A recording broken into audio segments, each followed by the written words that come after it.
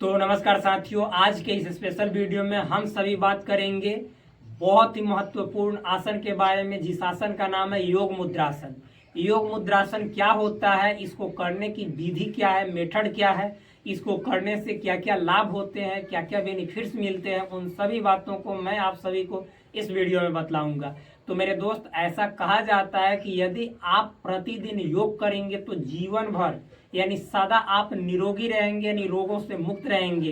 तो हम जानते हैं कि हमारा भारत जो है तो आज युवा का देश है, युवाओं का देश है, यानी यूथ का बहुत ही ज्यादा पॉपुलेशन हमारे इंडिया में है। तो क्यों न उस यूथ का जो पोटेंशियल है उसको सही जगह इस्तेमाल करके इस देश को विश्व गुरु बनाने के रास्ते पे ले जाए और विश्व गुरु बनकर दिखे भी और लोगों को दिखाए भी। तो इसके लिए हम अपनी ऊर्जा का इस्तेमाल तभी कर सकते हैं जब हमारा शरीर जो है, जो हमारा मन जो है वह संतुलित हो, शरीर स्वस्थ हो। और इसके लिए आप सभी को जो हमारा प्राचीन भारतीय संस्कृति का जो इतिहास है उसको पुनः दोहराने का, रिपीट करने का समय आ चुका है।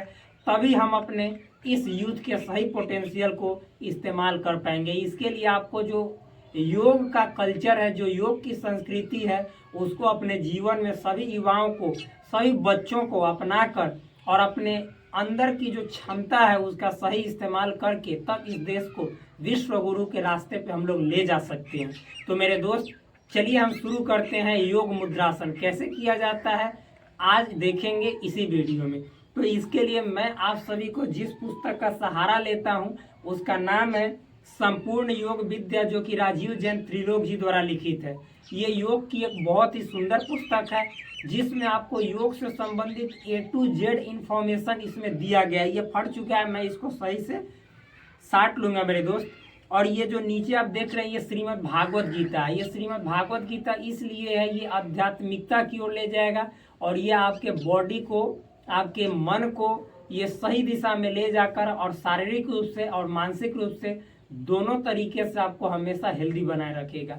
तो मेरे दोस्त, इसको मैं इसलिए नीचे रखता हूँ श्रीमद् भागवत गीता को, क्योंकि ये दुनिया का एक तरह से देखा जाए तो सभी ग्रंथों का ये बेस है, आधार है। इसी पे सभी ग्रंथ टिके हुए हैं, इसीलिए बेस को हमेशा नीचे रखा जाता है, क्योंकि बेस मजबूत होता है और उसी पे पूरा मंजिल टिका रहता है। इसीलिए मैं इसको नीचे रखा हूँ।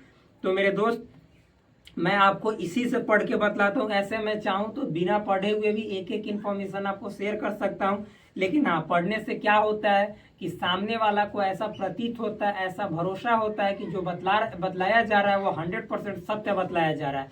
तो चलिए आज हम शुरू करते हैं योग मुद्रासन कैसे किया जाता है। तो देखिए, सबसे पहले योग मुद्रासन को करने की विधि क्या है, यानी मेथड क्या है, उसको बतलाऊंगा। तो मेरे दोस्त, यहाँ पे लिखा हुआ है विधि में, पद्मासन में शांत चित्त होकर आंखें बंद करके बैठे। सबसे पहले तो आपको पद्मासन में बैठना है। पद्मासन में कैसे बैठा जाता है इसको मैंने पहले ही बतला चुका है, आप जाकर हमारे वीडियो को देख सकते हैं। देखिए, जिस अभी अवस्था में मैं बैठा हूँ उसको पद्मासन कहा जाता है। कैसे बैठा जाता है मैं बतला भी देता हूँ। ये मेरा लेफ्ट लेग है, ये मेरा राइट लेग है। लेफ्ट लेग को उठाकर, मतलब घुटने से मोड़कर, और राइट लेग के जंघा के ऊपर रखेंगे। ठीक, फिर राइट लेग को ऐसे उठाकर घुटने से मोड़कर और लेफ्ट लेग के जंघा पे ऐसे रखेंगे।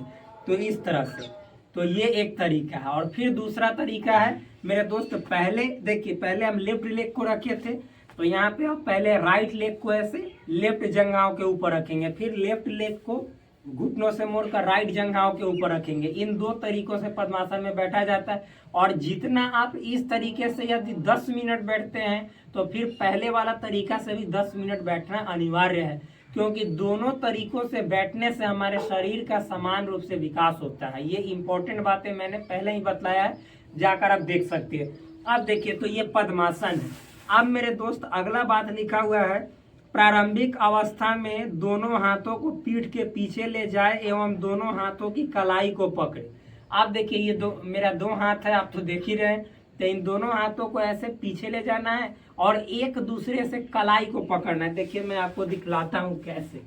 देखिए, इससे इसको पकड़ना, ये कलाई है, और फिर इससे इसको पकड़ना है। दोनों कलाई को एक दूसरे से पकड़ना है। आप समझ गए होंगे। आप ऐसे भी पकड़ सकते हैं मेरे दोस्त, ऐसे बिल्कुल बिल्कुल इस तरह से ऐसे पकड़ सकते हैं। ठीक, या फिर आप ऐसे भी पकड़ सकते हैं, दोनों तरीकों से पकड़ सकते हैं। ऐसे पकड़ लेना है। अब मैं चलिए इधर मूव करता हूँ। फिर देखिए, पकड़े, श्वास छोड़ते हुए सिर को सामने जमीन पर धीरे धीरे झुकाए, माथा जमीन पर या जमीन से स्पर्श कराए। 10 से 15 सेकंड तक उसी स्थिति में रहते हुए श्वास प्रश्वास करते रहे, वापस मूल अवस्था में आए एवं यही क्रिया दोहराए। आगे देखिए, ध्यान, समस्त चक्रों को जागृत करने के लिए उपयुक्त मूलाधार एवं आज्ञा चक्र पर विशेष ध्यान। श्वास क्रम, झुकते समय श्वास छोड़े, पूर्ण आसन की स्थिति में धीरे धीरे गहरी श्वास ले, वापिस मूल अवस्था में आते समय श्वास ले। दिशा आध्यात्मिक कारणों से पूर्व या उत्तर दिशा में ज्यादा सटीक है। लाभ के बारे में मैं बाद में शेयर करूंगा। देखिए, एक एक बातों को मैं बताता हूँ मेरे दोस्त। यहाँ पे आपको सबसे पहले जो भी आसन आप करते हैं उसके लिए यदि सही तरीके से फायदा उठाना चाहते हैं तो आपको दिशा का ख्याल अवश्य रखना पड़ेगा। आप कोई भी आसन या तो पूर्व दिशा में कर सकते हैं, यानी ईस्टवार्ड, या आप नॉर्थवार्ड यानी उत्तर दिशा में। दो ही दिशा योग के सभी प्रकार के आसनों के लिए सबसे ज्यादा उपयुक्त माना गया है और इसमें आपको बहुत ही ज्यादा लाभ मिलता है। बहुत ही ज्यादा सकारात्मक ऊर्जा का आपके अंदर संचार होता है, यानी पॉजिटिव एनर्जी का आपके भीतर संचार होता है।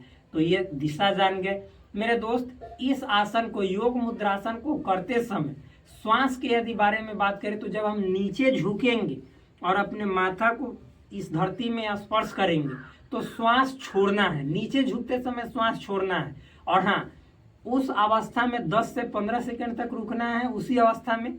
और उस समय आपको धीरे धीरे श्वास प्रश्वास करना है, यानी श्वास लेना है और श्वास छोड़ना है। और फिर वापिस आते समय मूल अवस्था में, ये मूल अवस्था है, वापिस आते समय आपको श्वास लेना है, जाते समय छोड़ना है और रुक कर भी लेना है, छोड़ना है और वापस आते समय श्वास लेना है। इतना समझ गए। फिर अब जब मैं आपको करके दिखलाऊंगा तो एक एक चीज आपको अच्छे तरीके समझ में आएगा। अब देखिए, ध्यान कहाँ पे लगा इन आसन को करते समय। तो मेरे दोस्त, हम जानते हैं कि हमारे शरीर में चक्र होते हैं, एनर्जी का स्टोरेज होता है, 7 चक्र होते हैं। सबसे नीचे हमारे जो जननांग होते हैं उसके पास होता है मूलाधार चक्र। फिर उसके बाद ऊपर आप लोग जानते हैं कौन सा चक्र होता है, स्वाधिष्ठान। फिर उसके बाद आप जानते हैं मणिपुर चक्र, फिर अनाहत चक्र, फिर मतलब कि कौन, आज्ञा चक्र, विशुद्धि चक्र, फिर आज्ञा चक्र, फिर सहस्त्रार्थ चक्र।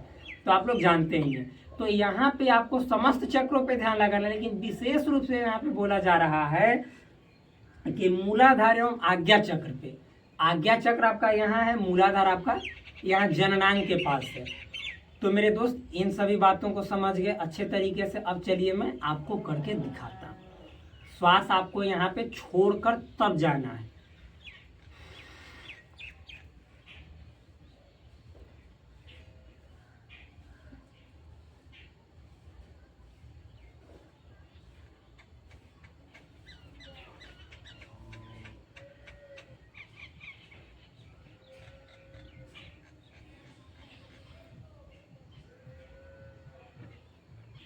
मतलब श्वास छोड़कर जाना है, माथा को स्पर्श टच कराना है जमीन से और उसी अवस्था में आपको श्वास लेना है और श्वास छोड़ना है।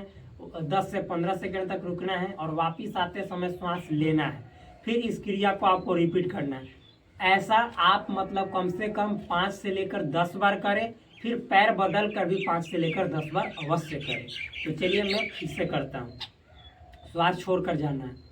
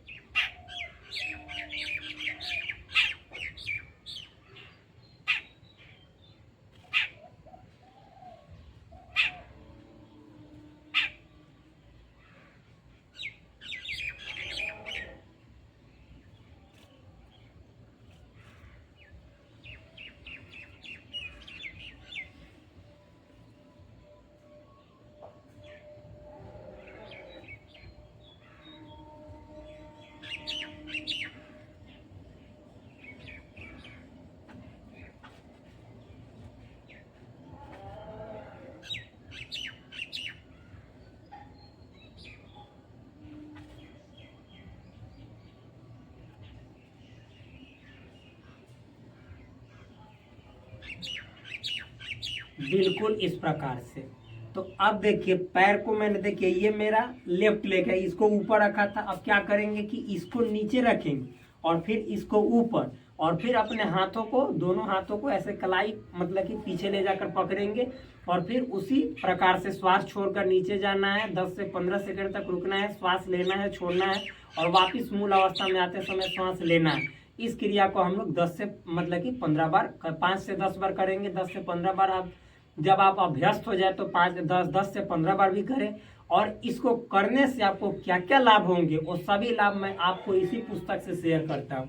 तो मेरे दोस्त देखिए, सबसे पहले लिखा हुआ है यहाँ पे लाभ, बेनिफिट्स में पाचन संस्थान की क्रिया को तीव्र करता है। आपका जो डाइजेस्टिव सिस्टम है उसको स्ट्रांग बनाता है और उसको एक्टिव करता है हमेशा। मतलब कि एक तरह से देखा जाए तो बहुत लोगों का देखते सुनते होंगे कि पाचन तंत्र यानी बहुत कमजोर है, डाइजेस्टिव सिस्टम बहुत कमजोर है, खाया हुआ लगता नहीं है। तो सभी चीजें आपका इतना स्ट्रांग हो जाएगा, मतलब जितने सारे पाचन अंग है कि मत पूछिए।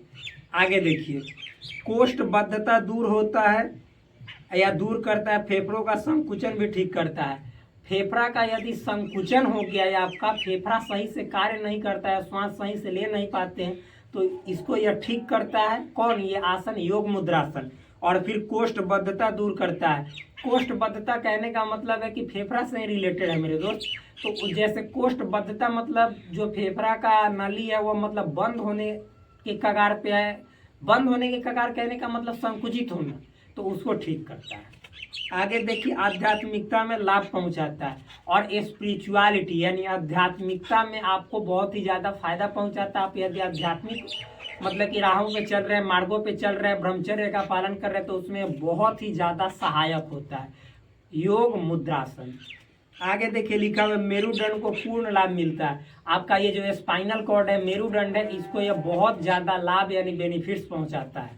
और जानते ही हैं कि जिसका मेरुदंड सही से कार्य करता है वह सदा आजीवन युवा बना रहता है और उसका मस्तिष्क बहुत ही शार्प होता है। आगे लिखा है कुंडलिनी जागरण में सहायक। और हाँ, ये जो है सो कुंडलिनी को यानी एनर्जी स्टोर को जागृत करने में यानी उसको खोलने में बहुत ही ज्यादा हेल्पफुल होता है। कौन? योग मुद्रासन। अब देखिए इसमें प्रिकॉशंस है, सावधानी भी है। किनको नहीं करना चाहिए या सावधानी से करना चाहिए? तो जो हाई ब्लड प्रेशर वाले हैं, हाई बीपी वाले हैं, गर्भवती महिलाएं को ये आसन बिल्कुल नहीं करना चाहिए। साइटिका के जो प्रॉब्लम वाले हैं यानी रीढ़ की हड्डी से रिलेटेड उनको कोई दर्द है, समस्या, बीमारी है तो वो ना करें। हृदय रोग से संबंधित, जो हृदय रोग से संबंधित पीड़ित व्यक्ति हैं उनको ये आसन नहीं करना चाहिए। आगे देखिए, हाँ फिर लिखा हुआ है कि अधिक जानकारी के लिए पद्मासन एवं बद्ध पद्मासन देखें। तो आपको और ज्यादा जानकारी इसके बारे में चाहिए तो मैंने आपको बतलाया है पद्मासन के बारे में और बद्ध पद्मासन के बारे में कैसे किया जाता है, उसको जाकर देख सकते हैं। तो इस प्रकार से आप देखें कि किस तरह से योग मुद्रासन किया जाता है और इसके संपूर्ण लाभ को अपने बॉडी में मतलब उठाया जाता है। फिर उसके बाद मेरे दोस्त अगला जो आसन है वज्रासन है। आपका शरीर वज्र के समान हो जाएगा। इसके बारे में मैं बात करूंगा अगले वीडियो में। तब तक के लिए धन्यवाद, नमस्कार। फिर मिलते हैं नेक्स्ट वीडियो में। Thank you.